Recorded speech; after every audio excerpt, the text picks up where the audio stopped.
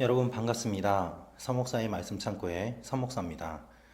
오늘도 함께 말씀을 나누는 여러분들을 사랑하고 축복합니다. 구독과 좋아요를 눌러주세요. 여러분과 더 많은 나눔을 하기 원합니다. 오늘은 에베소서 5장 1절에서 14절 말씀입니다. 오늘은 사도 바울이 에베소 교회 성도들에게 또한 우리들에게 성도로서 어떻게 살아야 되는지에 대한 이야기를 하고 있습니다.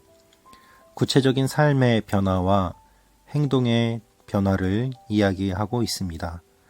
그 중에 가장 중요한 것이 음행과 더러운 일을 하지 말고 우상 숭배를 하지 말라는 것입니다.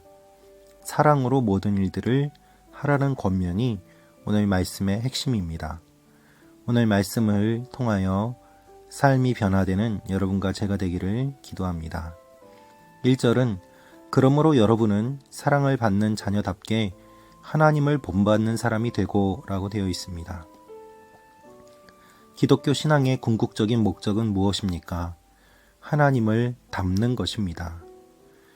자녀는 부모를 닮게 되어 있습니다.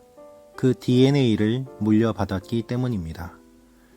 그래서 하나님의 자녀로서 우리는 하나님을 본받는 것이 하나님의 자녀된 특징이고 증거라고 할 수 있습니다.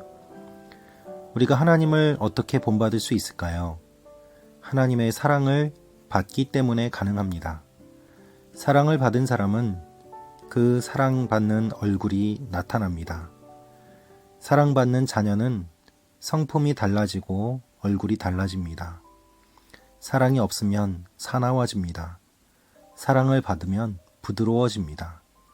그래서 하나님의 사랑을 받는 자녀답게 살라는 말씀을 하고 있습니다. 2절은 그리스도께서 우리를 사랑하셔서 우리를 위해 자신을 향기로운 예물과 희생제물로 하나님께 드리신 것처럼 여러분도 사랑으로 행하십시오 라고 되어 있습니다. 하나님이 우리를 어떻게 구체적으로 사랑하셨는가, 우리가 어떤 사랑을 받았는가를 이야기합니다. 우리는 어떤 사랑을 받았습니까?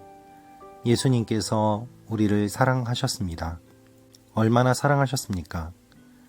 우리를 위해 희생 제물로 하나님께 드려졌습니다. 그만큼 우리를 사랑하셨습니다. 그러므로 여러분도 사랑으로 행하십시오 라고 권하고 있습니다. 사랑받는 사람이 더러운 것을 할 수 있겠습니까? 그렇게 할 수 없습니다.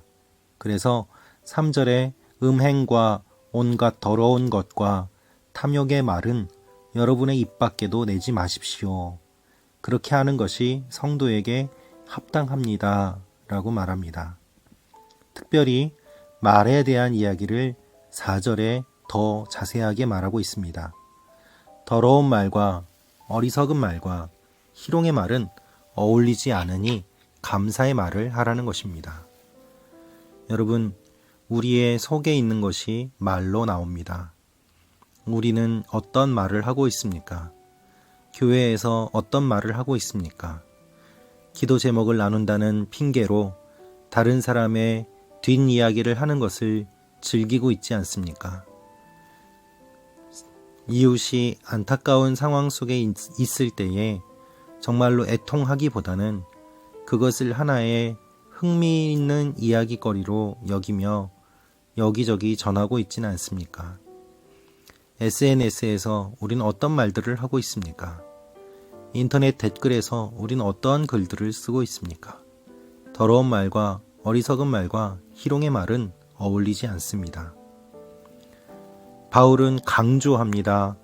음행하는 사람이나 더러운 일을 행하는 사람이나 탐욕을 가진 사람은 우상 숭배를 하는 사람입니다. 그들은 그리스도와 하나님의 나라에서 유업을 받을 수 없습니다.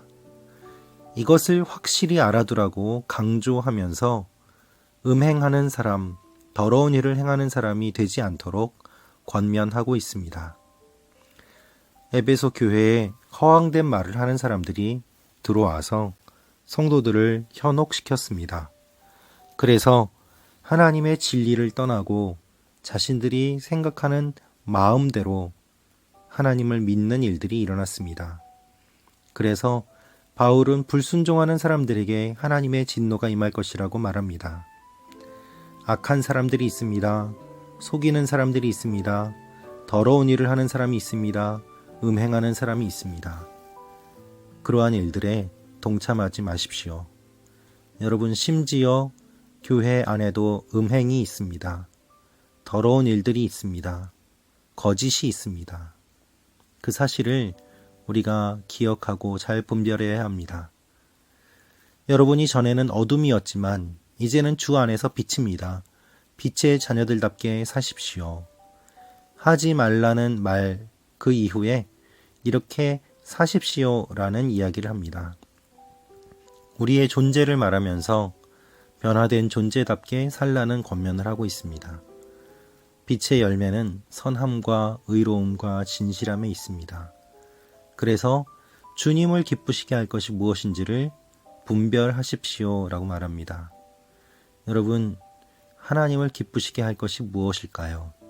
그것을 기준으로 한다면 우리가 어떻게 살아야 되는지 하나님의 마음을 품고 살아갈 수 있게 될 것입니다. 열매 없는 어둠의 일은 상관하지 마십시오. 그리고 그것을 꾸짖으십시오. 무조건 사랑이라고 품는 것이 좋은 것이 아닙니다. 거룩을 유지하기 위해서는 끊어야 될 것은 끊어야만 합니다. 특별히 은밀히 행하는 악들이 우리 가운데 있다면 그것을 드러내고 꾸짖고 정결하게 해야 됩니다. 드러나는 것마다 모두 빛입니다.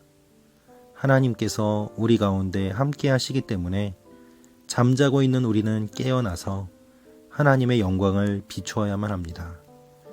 여러분, 우리가 예수를 믿음으로 변화된 삶이 없다면 어떻게 예수를 믿는다고 할 수 있겠습니까? 하나님은 우리의 변화된 삶을 원하십니다. 이것은 도덕을 의미하는 것이 아닙니다. 주님의 사랑을 바탕으로 해서 변화된 삶을 살아가는 것, 우리가 사랑받은 그대로 다른 사람들을 사랑하며 사는 것, 진리는 단순합니다. 우리가 사랑받은 대로 다른 사람을 사랑하는 것, 주님이 우리를 사랑하시는 것만큼 우리도 주님을 사랑하고 이웃을 사랑하는 것, 그것이 성경이 말하는 전부입니다. 오늘도 이웃에게 우리가 어떻게 사랑을 베풀 수 있을까요? 우리가 끊어내야 될 더러운 말과 행동은 무엇일까요?